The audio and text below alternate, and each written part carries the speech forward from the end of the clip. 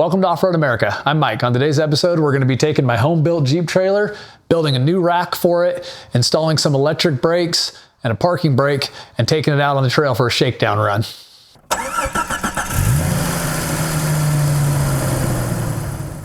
I built this trailer about 5 years ago, and it's gone through a couple of different iterations. At one point, it had some actuators on it where I could raise a rooftop tent on it. At another time, I had a tonneau cover on it. I think the last time we took it out, it had a tonneau cover on it, and the depth of the bed with the flat tonneau cover just didn't give us enough storage. So I recently was able to acquire one of these canvas toppers for it. It's actually off a 2006 Nissan Frontier, but it fits the trailer perfect, and it's gonna give us a lot more storage. But that's kind of caused some problems with the trailer, which I'll walk you around and show you right now, and we need to do some upgrades and some changes. One of the first problems a new canvas topper caused is the rack is no longer tall enough to go over the top of the trailer. So we're gonna be fabricating a new one of those today. Another thing I wanna get done is I'm gonna install some trailer brakes on this. The last time I was out on the trail, there was a couple situations where this thing was really pushing me down the hills and sliding, and it would have been really nice just to be able to tap that brake and get that thing to pull back behind me on the trails. I figured we might as well install a parking brake. This will allow us to jump out of the trailer and pull that lever right up and have the trailer locked down. Be sure to stick around for the fabrication of the rack. I'm going to show you a really cool way to notch round tubing if you can't afford one of the expensive tubing notchers.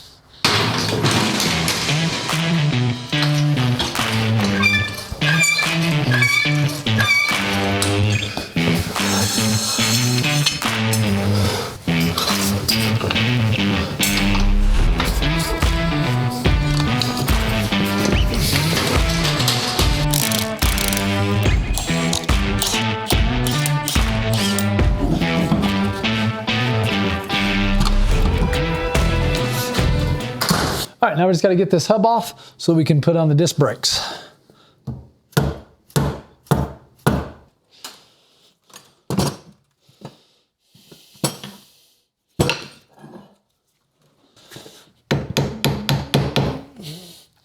I've always just tapped these in with a hammer and then hit them off a bit. I did dent this up here. If any of you know a better way to get these off without destroying them,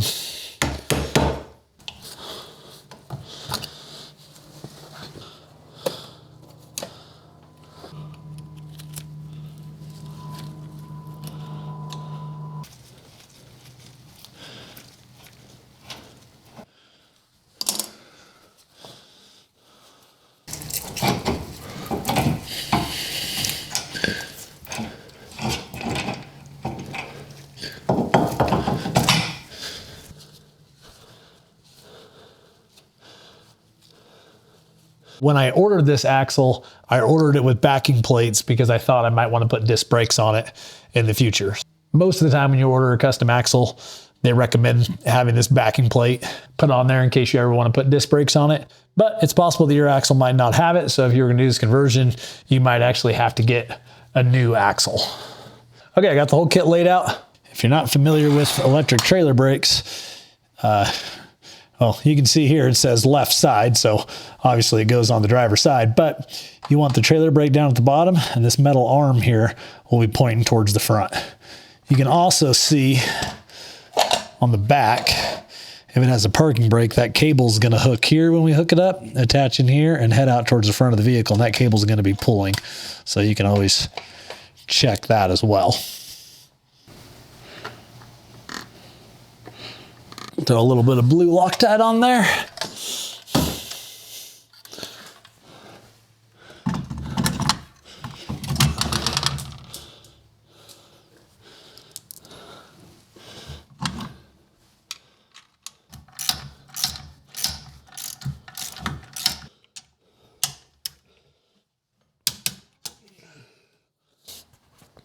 Okay, next step to get the bearings packed with grease. The races came all the way already installed in the drums, so those are good to go. So we just got to pack the bearings. We're gonna do the backside one first. That one here. Do the backside one first. That's the bigger one. And you can do this by hand. Fill your hands up, mash it with grease, and really work it back and forth and do it. I really like to use this thing here. You can just set the bearing right in here, drop this on top, screw that right down. This thing's super handy, and as we pump it full, we'll have the grease come out right here, and the inside of that bearing will be completely packed. There you go, if you can see that right there. Now that whole bearing is packed from the inside out. Okay, so now we're just going to take that off. Now we're just going to get some more grease. Go around the inside of this race in here for all those areas that are shiny. Being careful not to get anything on the brakes. That on the race isn't really a complete how-to, but just showing you how I do it. Now I can drop that bearing in there. Okay, next thing we're going to do is we're going to put that in. That's it. It's that easy. Just trying to make sure it's flush right there. I did get some grease on the brace drums there, so I want to hit that with some brake clean before we put it up there. It's good practice anyways. Okay, the backside's done. Flip it over, do the front.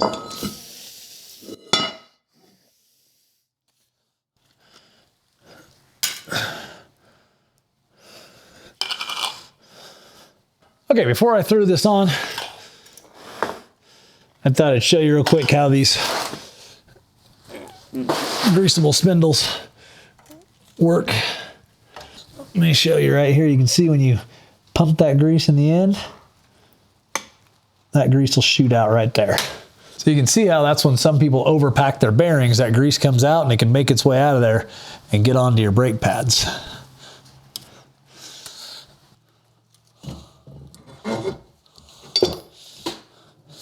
One thing I've seen a lot of old-timer off-roaders do with trailers off-road is they'll go ahead and come in here like this and just pack all this extra in here. And really, all you're trying to do is make it as hard as possible for water to get in there. Even if you don't want to do water crossings, you'll find yourself doing them a lot out on the trail. That's a lot of grease. You can let me know your thoughts on that in the comments. It always seemed like a good precaution to me, but you know, more isn't always better, so I'm not real sure. But it's something that I've seen done for a long time. Next part, we're going to put our washer on and put our nut on there.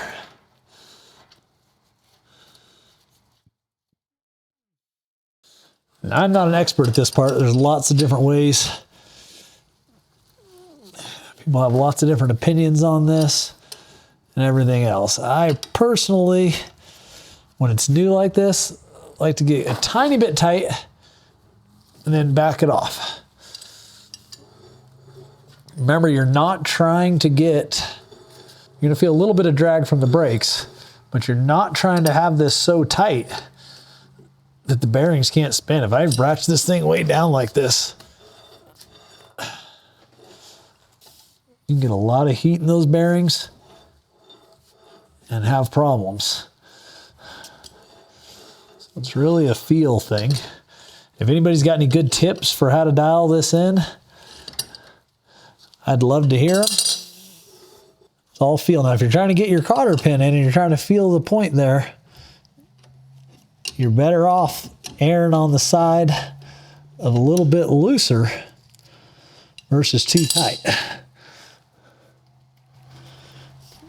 Now, I'm not reusing this cotter pin. I'm just out of cotter pin, so I got to run to the store and go get another one. I think that's good. That's just the brakes dragging. All right, all that's left to do is go get a new cotter pin to put in there and tap our cap back on. Okay, just got back from the parts store. Picked up a new cotter pin. That's the old one here.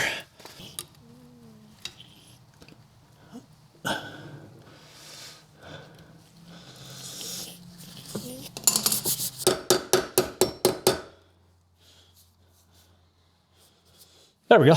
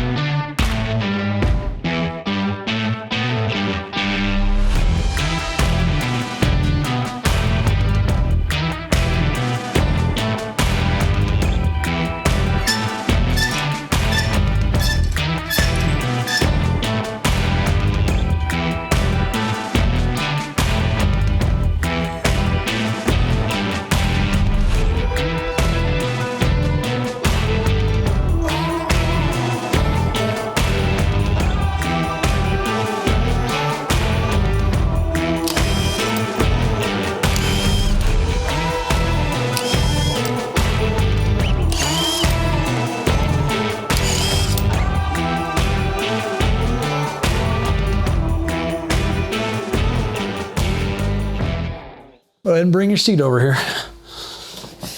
Let me show you what you're gonna do. You're gonna take this hammer here. You're gonna put it right in there. Can I do it this part now?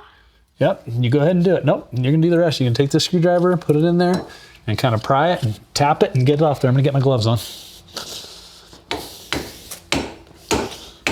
I'm doing it. Trying to be careful. It's getting out. Yep. It's working. Yep. There you go. Hit it right here on the end. Yep, now turn it a little bit. We got it. We got it. It's filled with... What is that in there? I don't know. Let's touch it. Daddy. That's grease. It is? Hey. Feel it. Ooh. It's pink grease. Yeah. That's cool. Isn't that cool? I'm learning and feeling and touching. We're going to have to change gloves. Yep. All right. That was fun, Dad. So that's called a cotter pin. Want me to pull it out? You get that out?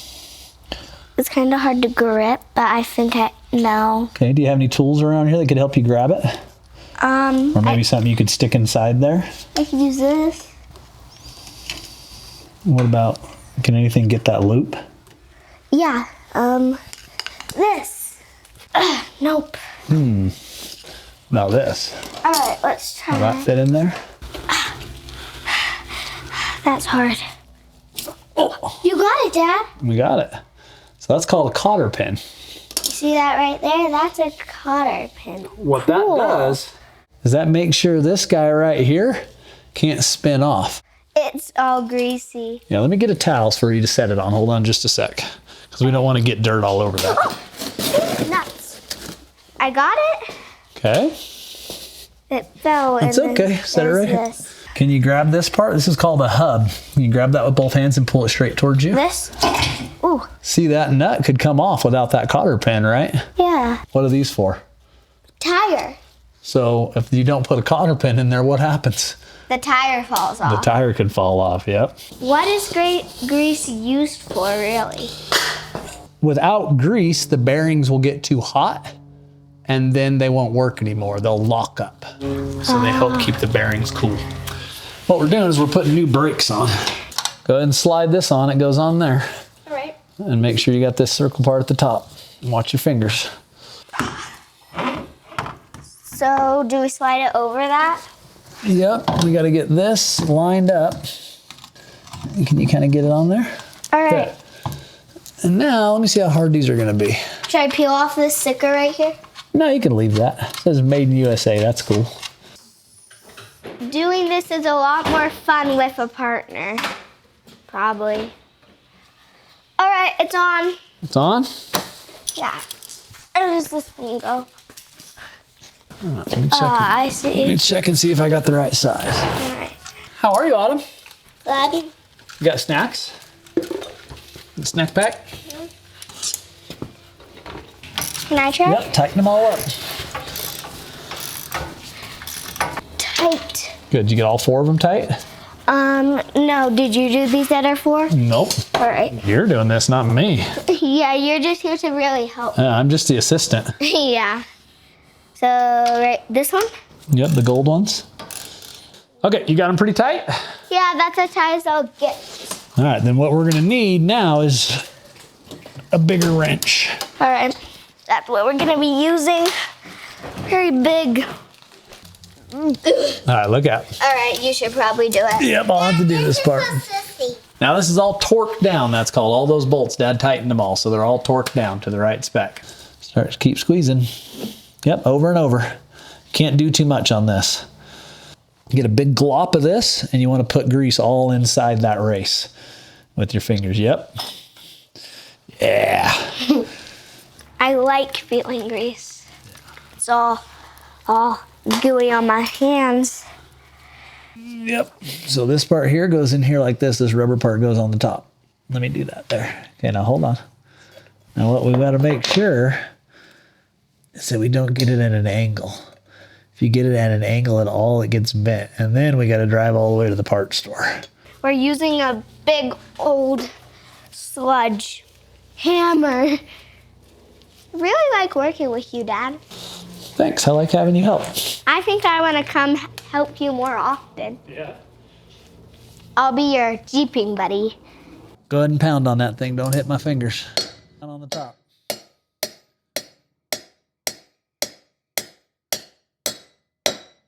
Now hold on. Does it sound different? Yeah. That's how you can tell. Look. Kind of sounds different once it's all the way in there. That big, grab that. Yep, grab some more from in here and grease that race up real good inside that drum there. In here? Yep. That's pretty good. You can drop your bearing in there.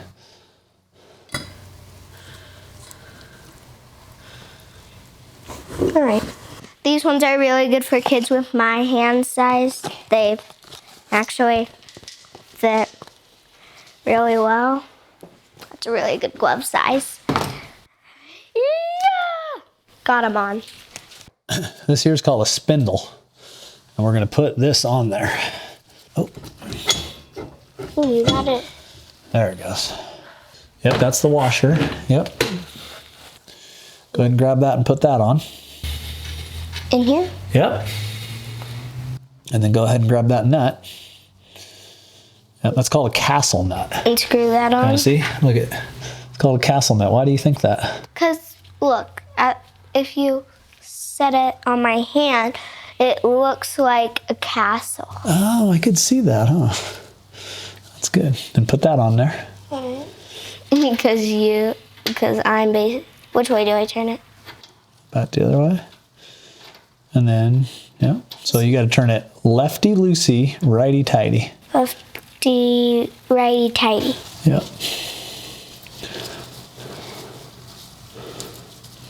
Now, could you grab that little wrench right there? This? Yeah, that little guy. That's not little. You know what this is called? What? It's called a crescent wrench. So you can adjust it. Oh. Pretty cool, right? Yeah. Okay, now this is a bit tricky, but I'm gonna let you go ahead and tighten it a little bit. I think that's pretty good? Yeah. It's pretty hard to tell. I'm not an expert at it. It takes a little bit of a feel. Listen, you gotta feel this, even if you're an expert. You got to. Yeah, what you want to do is you grab that and bend it all the way down. All the way? Doesn't matter which way? Yep, forward that way towards you. Usually, yeah, you can do it like that. Oh. No, that's fine. Is that good? Yep, there's two pieces on it. All So right. you'll bend that one all the way down, and you bend the other one. Yeah, get all the way down there. That makes sure, right, now no matter what, that guy can't come out of there. Yeah, even if he wants to. Yep, not gonna come out. And that guy goes on here.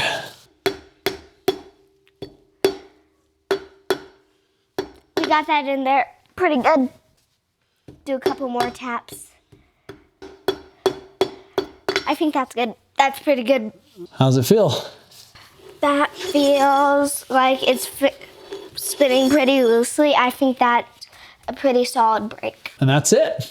Actually, for today, All Dad's got to do is put the tire back on and I'll get it set down. can I put the tire back on with you? Sure. Ha.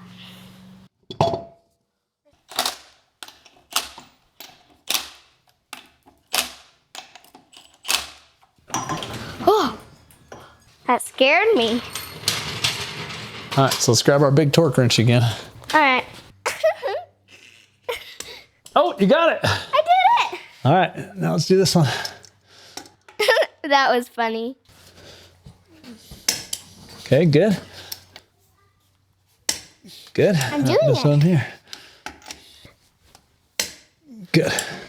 All right. Well, what'd you do? So we did the bearing, the brakes, greased it. We got the tire back on, and that's basically it. And I learned what grease feels like. I learned how to do all this. If you have a 48-inch bed and a truck that weighs 200 pounds, comment down below because I want to know if you would put any other weight on that. All right. Thanks for your help, partner. Come here, Dad. Okay. You're going to help me get all cleaned up, and then once we get cleaned up, you can go in the house and play, okay? Okay. All right.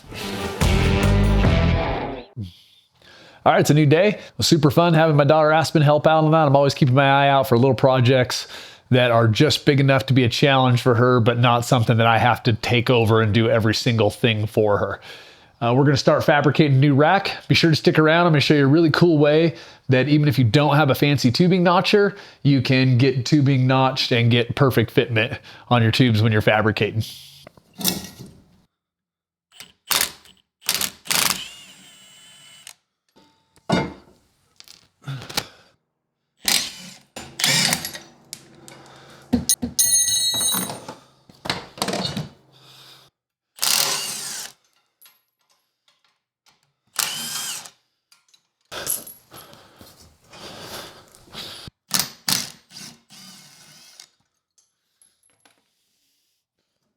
Present Mike just wants to take a second to thank past Mike, who had the foresight to make this roof rack bolt on in case I ever decided to change it. I remember I almost welded it on.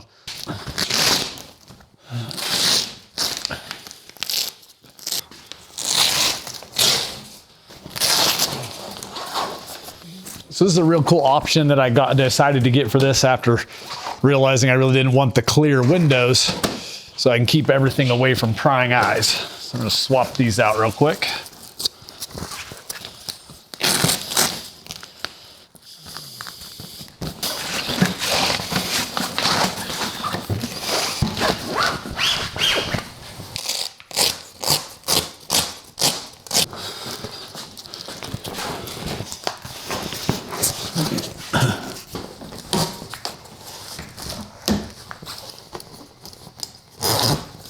Okay, the plan's pretty straightforward. All I'm thinking about doing is just like I had on there before, is I bought a few of these extra brackets a few years ago when I bought it, just in case I wanted to change the rack. I'm just gonna place these on here like this, get them bolted in, and then I'll cut my tubes to length, place this in, get them all vertical and square, and I'll probably tack them in place and then get the crossbar up here set up and tack it and then bring it down and weld it. I could make it all on the ground, but most of the time I find just getting something tacked in place is gonna guarantee what I get.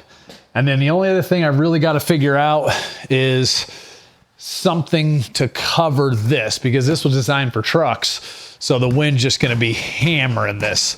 We obviously got to put some snaps or something down here, but I still think driving down the road at 70, this was meant to have a truck cab here. I don't think it was designed to just be pounded by the wind like this. So I'm gonna need to put some kind of wind block in right here. Maybe I can make it cool so we can mount some things or do something like that. I think I'm gonna make the bars tall enough, give myself just enough space underneath here so that if I ever did decide to connect it front to back to have a stronger rack, if I want to put a tent or solar panels or something else above there. So I'm gonna make sure that my crossbars can make it all the way across there. So we're gonna go about a ½ inch above this.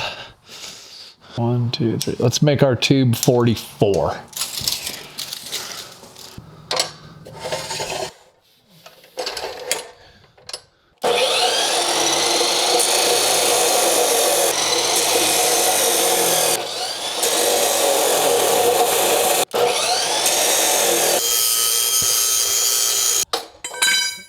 All right, whenever I'm working with tubing, I like to take the time, just make sure, deburr, take off all those little sharp edges with a file and a grinder on the outside.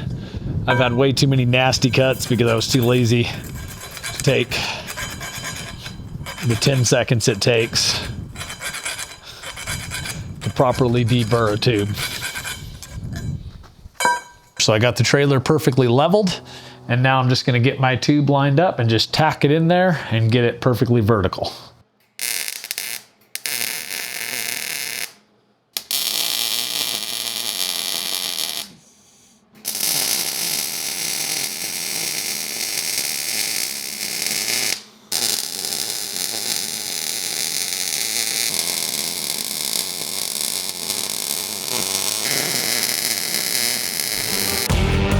Okay, I'm gonna show you a cool way on how you can notch tubing. round tubing to round tubing if you don't have an expensive notcher. So what I'm going to do is set this level along here and draw a line all the way along here. So all that does is give me a nice straight line all the way down the full length of the tube. That way, when I do my 2 notches for my other tube, that'll help keep us parallel to each other so they don't get twisted. Relative to each other. This here is a notching diagram you can get online. There's lots of different websites that do it. You just type in your tubing, what your angle is you're connecting to, and then you can cut it out. So, show you how that works.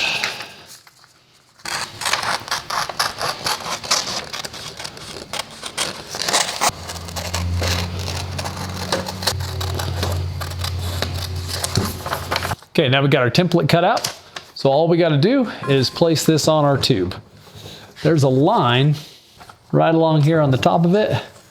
And if you place that right on your red line and wrap it around, and what you're looking to do is make sure these 2 little arrows right here line up. If that does, that'll give you a perfect notch. Grab my piece of tape and wrap that around. So I've got my template all fit to the end of the tube, and now you can see exactly the material that you need to remove in order to do it. So what I like to do is take my Sharpie, and I'm just gonna color all this in. There we go, got that all colored in. Now all we need to do is remove our template, and everything that's on there in red right here is what we need to remove.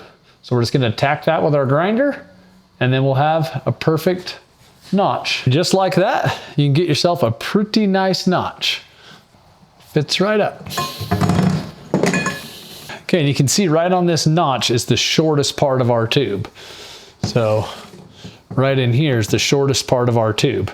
Now what we've got to do is pull a measurement between our 2 tubes, and that'll give us our shortest distance. So I'll line up my template right on that same red line at my shortest measurement from end to end, wrap that around, chop that, grind that shape out, and I'll have a perfectly fit tube. So I'm gonna go ahead and measure that and get that fit up. If you know any other ways to cut tubes without a notcher other than guess and checking, let me know. This is one that's worked real good for me.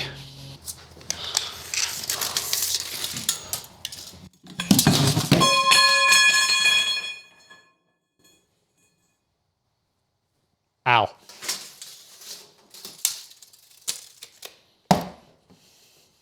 Actually, we'll just leave that down there while we measure.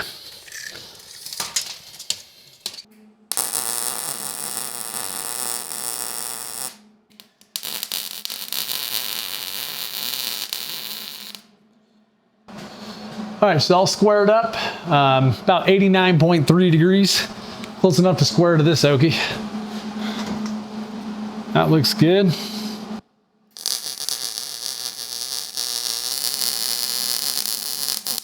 All right, got the front and rear rack done. They're both looking good. Just got to add the caps to the tubes and a wind block here to the front. Be sure to stick around because after that, I'm going to show you how to wire up parking brake cables to your off-road trailer. Next thing is I'm going to figure out how to put this wind block up here. So we're going to be going for something like this. And that will stop the wind from pounding the front of that since that's not designed to hold that. That will also give us a place to mount some stuff here. Maybe we'll put some traction boards or some fuel cans or a shovel or just something. That'll be a nice place to mount things.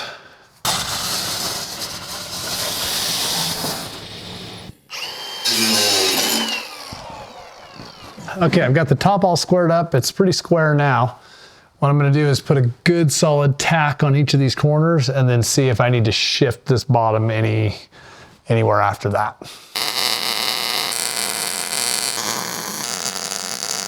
Okay, I also picked up some of these great caps to go on the top, which should really finish it off, make it look real nice.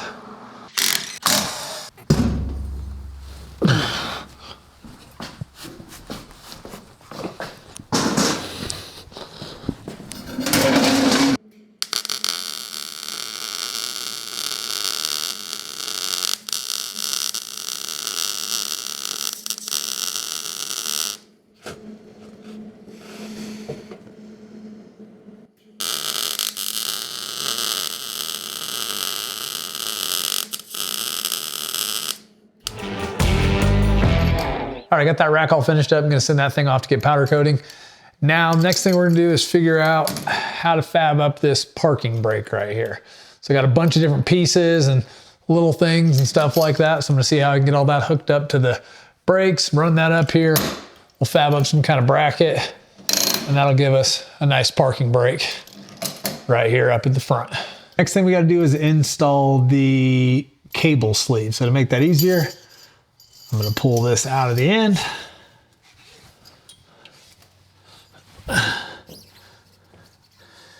And we're simply gonna feed this.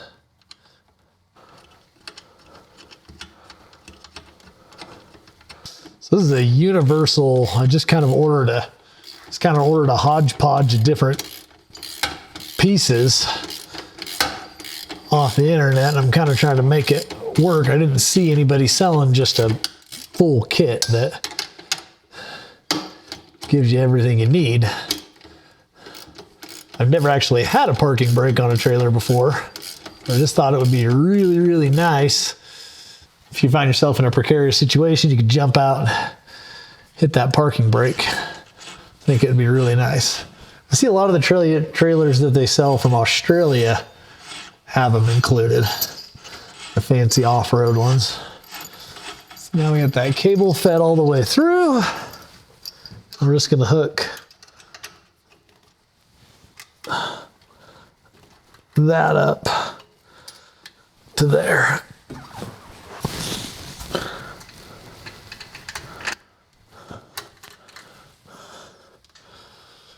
That should work.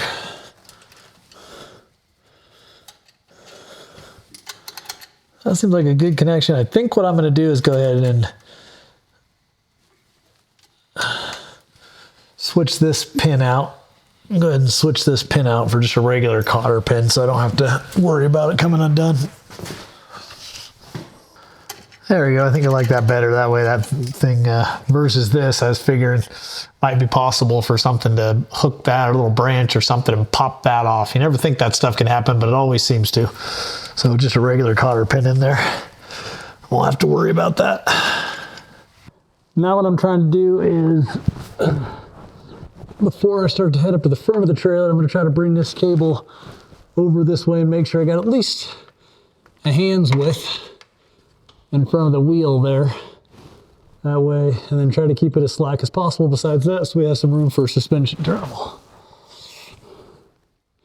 For stuff like this, I just like to use self-drillers.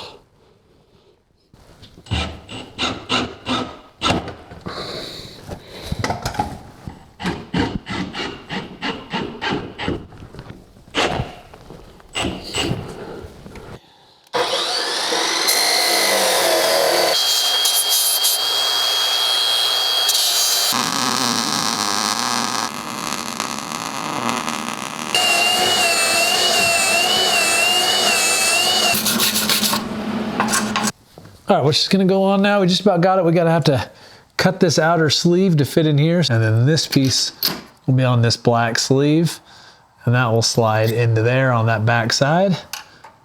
That'll all be there. The black sleeve will end back there, and the cable will come out the front here.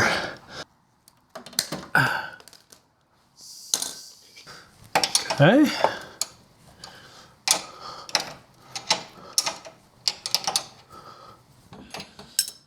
Okay, now in theory, I go push those cables back through. They should come popping out right there.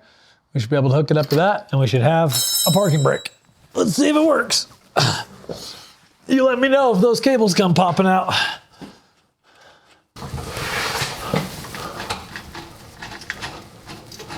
Woo! See it. All right, one down. Let's see if we can get the other one. Oh. Ha!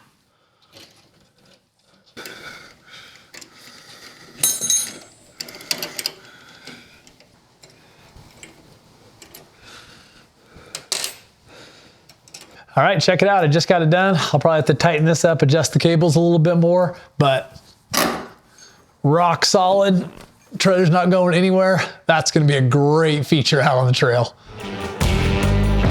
I got the trailer's rack back from powder coating. I'm real happy with how everything turned out.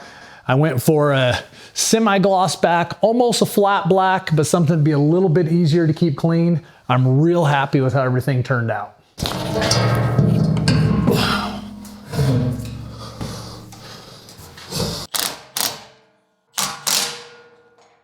All right, that looks really good. I'm happy with that. That should be strong enough. I'm hoping I don't have to connect the rack front to back.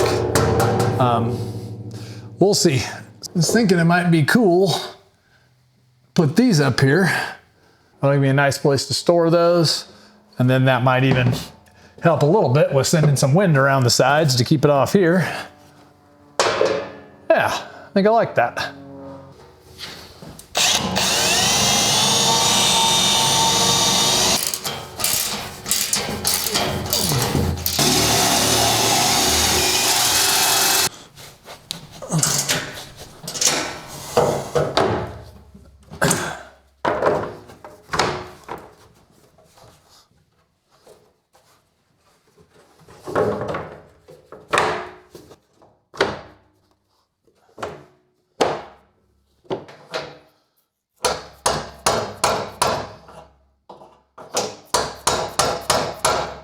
Looked like what was going on there was because of this diamond plate, when I tighten this down, it's that hole I drilled is right on the edge.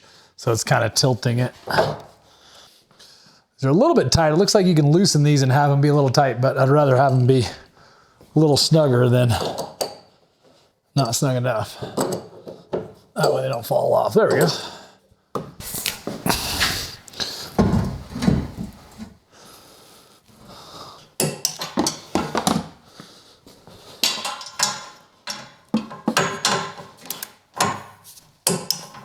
All right, we got the rack put on the back, rack put on the front. Only thing left to do is hook up the trailer brakes.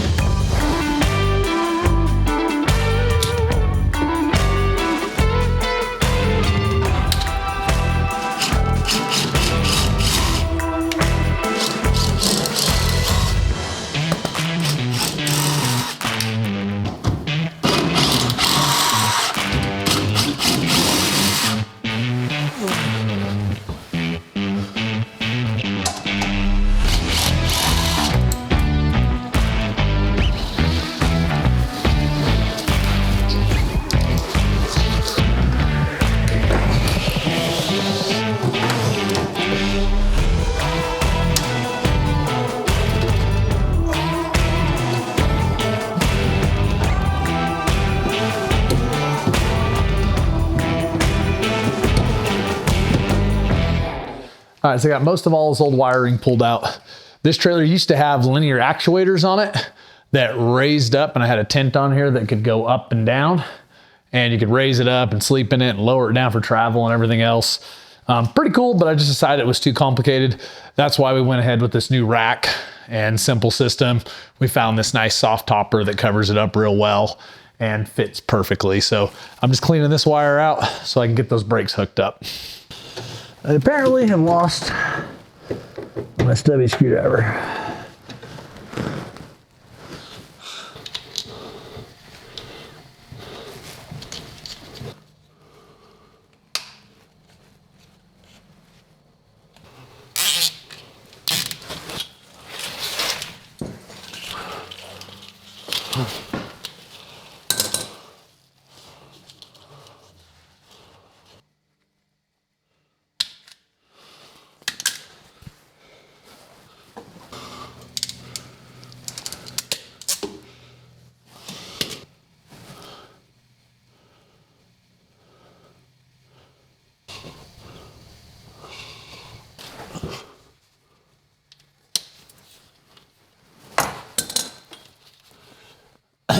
Not trying to keep enough slack in this so that the suspension moves up and down.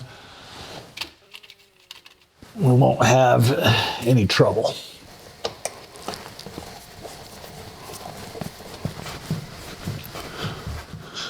Okay, I finished wiring the trailer all up. The brakes are hooked up. The emergency brakes hooked up. Everything's good to go.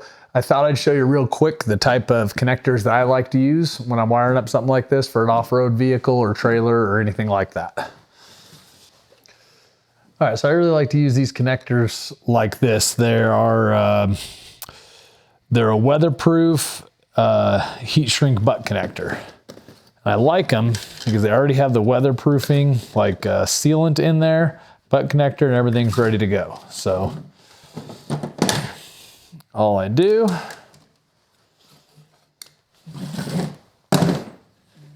I've tried a lot of different connectors over the years and these have always been my favorite. So I got these nice strippers. These are really great. You just place it right there, bite it down, and that'll strip your end for you.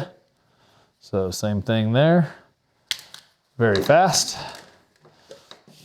Then I've got these ratcheting type connectors that have a nice square end so they don't damage the heat shrink tubing.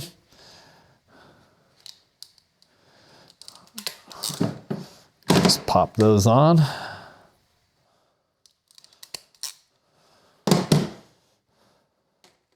Pop those on. And if you watch while we heat it up, you might be able to see, but they have the waterproof sealant already in there. So as they melt, and you get a nice weatherproof connection. I really have been liking these type of connectors. I've had better luck than them versus soldering or soldering the vibration over time because it creates that hard point. I found it can fatigue the wires. I've had better luck with these over the years.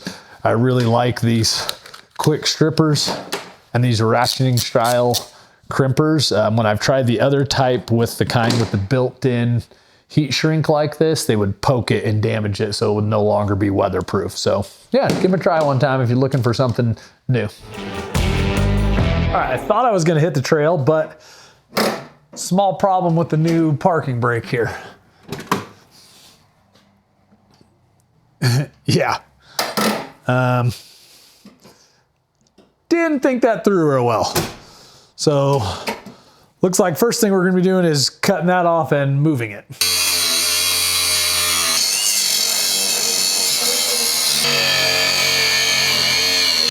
All right, there's that. I need this bracket off. There we go, a little bit of grinding and it'll be like it never happened. The issue I'm having is anywhere I mount this, even if I put this all the way back here now,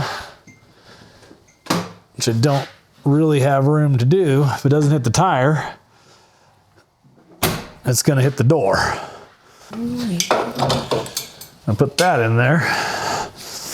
Now I've got even less space. And I already cut my cables, so I can't do it right there. Somewhere like here on the underside, but that thing is right where I don't want it. So it's looking more and more like I have to take that off.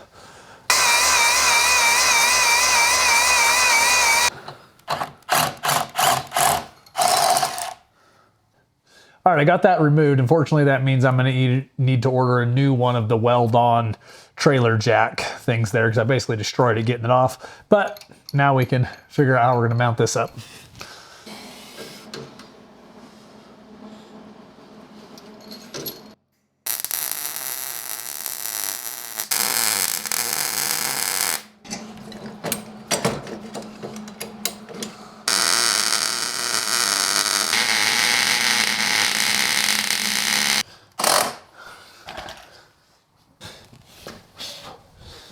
All right, got that all squared away.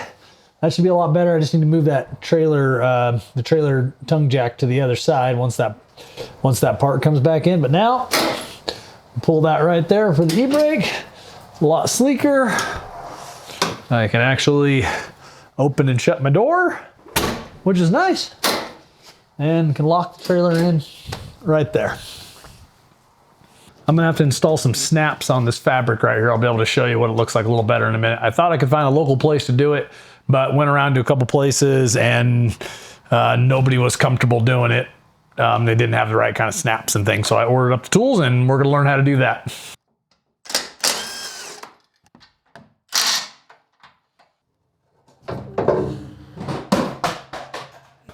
Well, super glad I made that rack removable. So what we've got to do is put snaps in along here, because when I'm driving down the road, even with that shield here, I tried doing it just to see what it would do, but this obviously gets sucked in like this. And on the freeway, that's definitely not going to be good.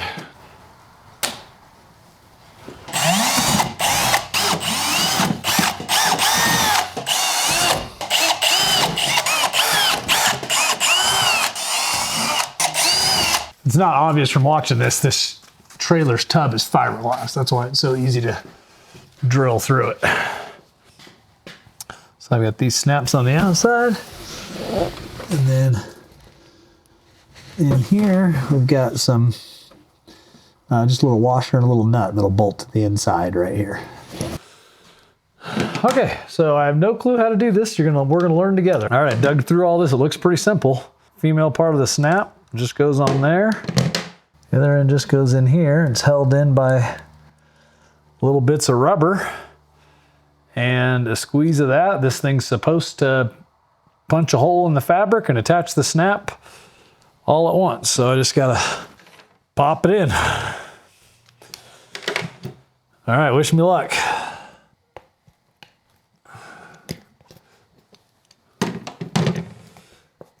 Okay, it's definitely secured. It looks nice.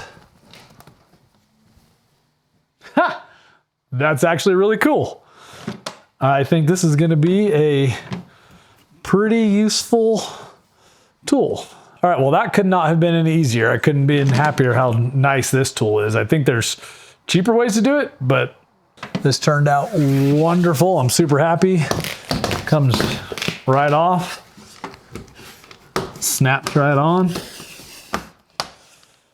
All right, I'm gonna get this rack back on, and then we just gotta do a quick adjustment to the brakes, and we'll finally be ready to get this thing out of the garage and get it on the trail.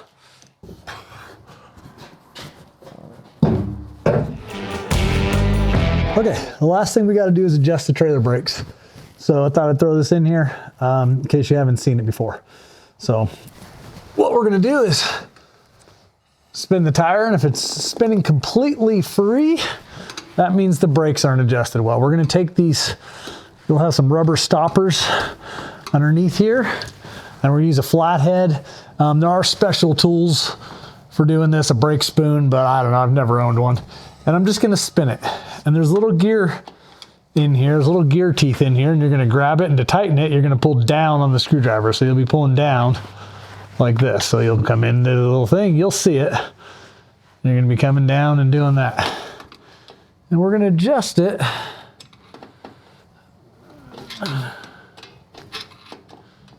You wanna do this every once in a while on your brakes, or if they're new. Then we spin them. But you're trying to get it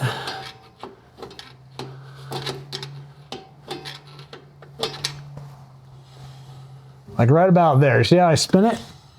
And it's clearly dragging quite a bit and it doesn't stop. That's about what you're looking for. And then you typically just want to back it off. About 5 clicks is a good general rule. 4, 5.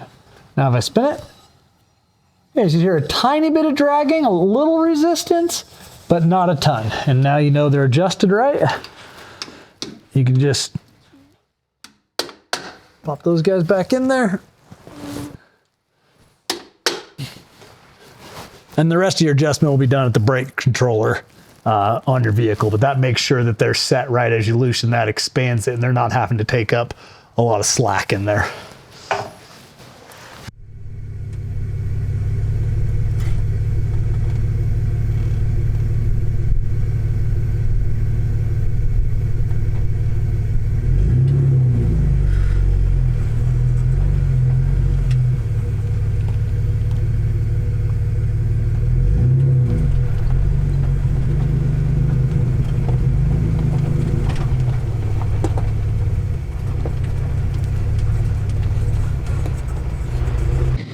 right, I just came out to a trail to a new area out by my house. I haven't been out before. It looks like it's got some pretty good ruts, and being in Utah, it's probably going to be beautiful.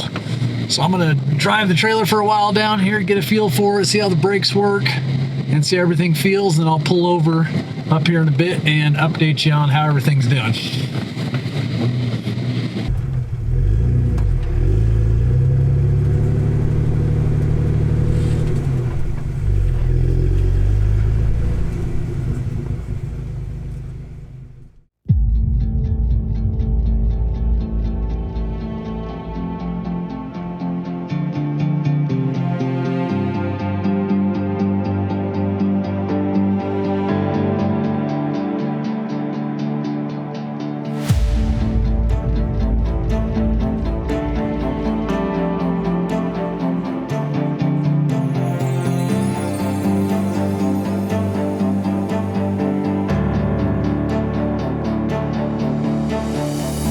Okay, I just pulled off of this amazing campsite slash overlook. I definitely should have just brought some camping here and stayed out here.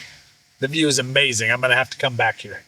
So trailer's feeling great. Suspension feels good. I can feel the brakes working, the brake control is working, everything feels nice.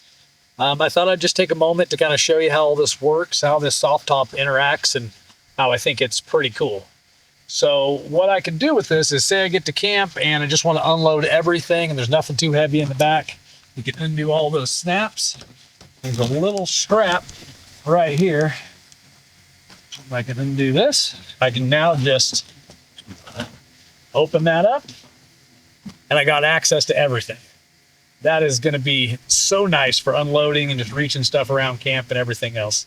It would have been nice if it could have opened forward, but due to the way I've got the wheel wells in here when I built it, that's not going to be an option, but it's still great even open like that. All you got to do to put it back up, pull this guy like that, in, and then